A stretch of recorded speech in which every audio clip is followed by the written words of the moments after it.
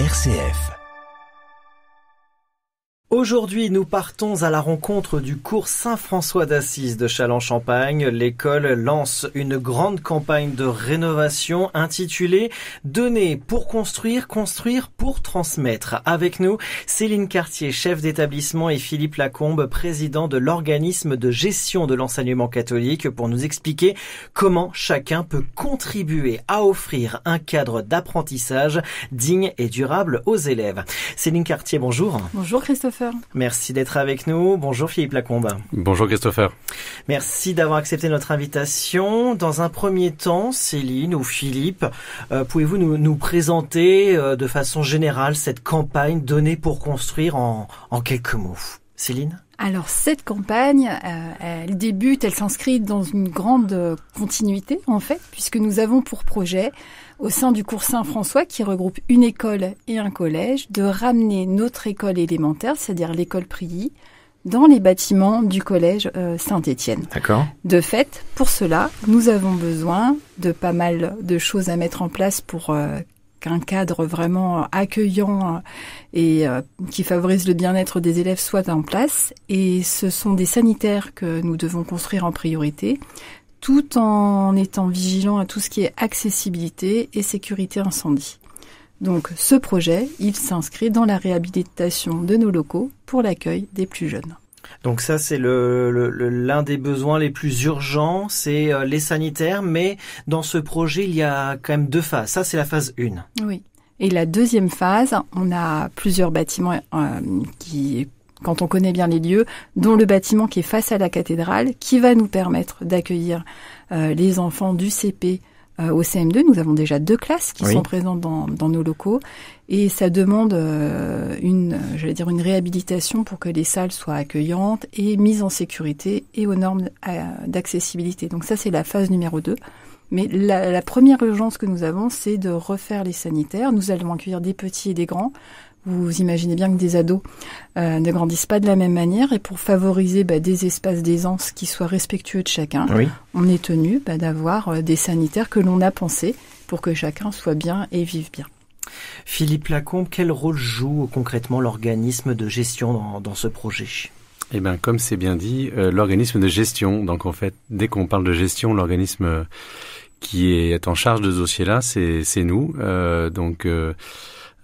Évidemment, on le fait pas seul puisqu'on est locataire des murs, donc on a des partenaires. Donc le propriétaire est l'AIM, donc l'association immobilière de la Marne. Et puis après, on peut dans le financement, on a des subventions publiques aussi. Donc le propriétaire mettra aussi une partie. Globalement, si sur le plan du financement, si on peut parler de ça, on espère 50% du financement par le propriétaire.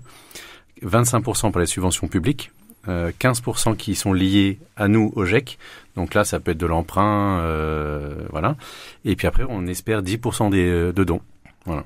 Et donc là, en termes de coût de cette première phase, en tout cas, on va s'intéresser d'abord à cette première phase, c'est-à-dire la rénovation des sanitaires.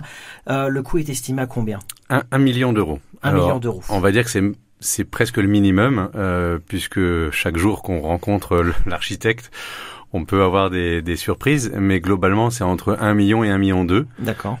Puisque dans ce chiffre-là, on compte bien sûr les sanitaires, donc la rénovation des sanitaires collèges, l'extension, enfin le fait de construire des sanitaires pour les élémentaires, mais il y a aussi tout ce qui est mise en accessibilité et en sécurité. Donc ça, c'est construction d'un ascenseur, c'est des rampes d'accès au bâtiment. Voilà. Donc c'est vraiment un projet qui est global, puisque dès qu'on touche dans l'ancien, dès qu'on va toucher à un petit bout du morceau, forcément, vous avez les briques qui s'en mêlent.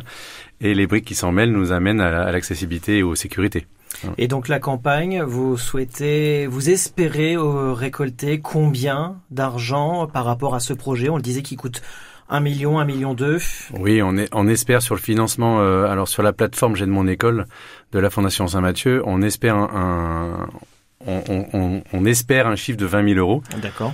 Sur cette première phase, sachant qu'on souhaite continuer les démarches parce que sur la plateforme J'aide mon école, ce sont des campagnes qui sont relativement courtes, qui durent 2 mois pour qu'il y ait un vrai impact, en fait, pour pas que ça aille trop en longueur. Et puis c'est un principe de crowdfunding, c'est-à-dire que là on fait vraiment appel à la générosité des personnes de partout. Tout à fait, c'est une plateforme participative, oui, pardon. Et donc c'est vraiment l'intérêt, et c'est le J'aide mon école pour la partie locale. D'accord. Donc les parents, les anciens. Et ça c'est la première phase, puisque après. C'est la première phase, et la deuxième phase, ce sont là purement des mécènes. D'accord. Donc là, on sera accompagné par la Fondation Saint-Mathieu pour aller à la rencontre de grandes entreprises du bassin chalonnais, mais peut-être aussi dans un rayonnement un peu plus large. Et là, ça demande une expertise, puisque les dossiers sont plus importants, et ça demande d'être accompagné. Et donc là, on sera accompagné par la Fondation Saint-Mathieu pour aller à la rencontre de ces mécènes qui se profilent. Et espérer quelques centaines de milliers d'euros. Et espérer quelques centaines de milliers d'euros, sachant que ce sont des dossiers qui sont longs en termes de gestion, puisque quand on va rencontrer un mécène, on a rarement la réponse le lendemain. Ça demande un suivi et une étude, et donc voilà, c'est des dossiers qui sont un peu plus longs. Céline Cartier, chef d'établissement du cours Saint-François d'Assise de Châlons-Champagne, accompagnée de Philippe Lacombe, président de l'organisme de gestion de l'enseignement catholique, avec nous aujourd'hui sur RCF pour nous présenter cette campagne intitulée Donner pour construire pour transmettre, qui a déjà démarré, Céline Cartier, depuis peu de temps et va se poursuivre. On le disait, c'est une période courte, disait Philippe Lacombe. Ça va durer jusqu'à la fin de l'année civile, c'est ça? En fait, ça dure 2 mois. 2 mois. On a lancé la semaine dernière auprès de nos familles. Donc les familles ont reçu de l'école et du collège ont reçu une plaquette avec l'explication. On a communiqué également via notre école directe, qui est la messagerie en interne, et puis invité chacun à partager auprès les grands-parents, les oncles, les tantes, les parrains, les marraines, à faire connaître notre projet. Donc voilà, c'est parti, et c'est pour 2 mois. C'est la campagne courte de J'aide mon école. Voilà, pour déjà remplir cette phase 1, on le disait, c'est une quartier il y a quelques instants, donc la rénovation des sanitaires, et il y aura une phase 2, réaménagement du bâtiment cathédrale, vous l'avez nommé comme ça, le bâtiment cathédrale pour regrouper les classes sous un même toit. Comment chacun peut-il participer donc à ce petit don? On peut rappeler peut-être l'adresse de cette campagne participative que Philippe Lacombe vient de présenter. C'est J'aide mon école, c'est ça? C'est J'aide mon école. Et en fait, si on va sur le site du collège, il y a un petit onglet qui s'appelle Nous soutenir. Oui. En cliquant dessus, on accède directement à J'aide mon école. Il y a la possibilité de passer tout simplement à l'accueil du collège. Nous avons les plaquettes que nous tenons à disposition des personnes sans aucun souci. Et sur le site lui-même, J'aide mon école, on retrouve notre projet. Et donc, il n'y a aucun souci pour rejoindre la campagne. Donc, je pose la question à vous, Céline, comme à vous, Philippe. Je vous laisse répondre à cette question, mais pour ces dernières secondes qui nous restent ensemble sur RCF, quel message voulez-vous faire passer à nos auditeurs pour les inciter à vous soutenir, à soutenir cette campagne?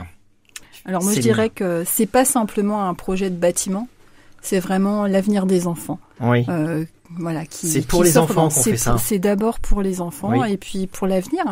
Parce que, comme on disait, il y a de la sécurité, il y a de l'accessibilité. On a la chance d'avoir une classe Ulysse, enfin un dispositif Ulysse sur l'établissement. Donc on a des élèves en situation de handicap, on a des élèves qui ont des problèmes moteurs. Et ben voilà, c'est aussi pour tous ces petits loups-là qui ont besoin d'autre chose que ce projet se dessine. Donc il a son importance tant architecturale que financière. Et puis je pense que c'est aussi une belle aventure humaine. Donc voilà. Pour vous, Philippe Lacombe? Eh bien moi, je pars du principe qu'en fait, l'enseignement catholique est importante dans le monde de l'éducation. Le cours Saint-François d'Assise fait partie de l'enseignement catholique chalonnais. Et donc, chaque habitant peut y voir un avantage. Beaucoup de monde est passé par le cours Saint-François d'Assise, le collège Saint-Étienne, l'école Prix Sainte-Thérèse. De son ancien nom, collège Saint-Étienne. De son ancien, exactement. Voilà. Et donc, c'est vrai que c'est une école, c'est un collège qui a une histoire, et on souhaite faire évoluer cette histoire, et pour que l'histoire vive encore très longtemps.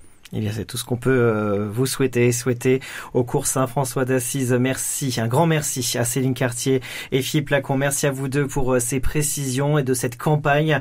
On le rappelle, le nom de la campagne, donner pour construire pour transmettre.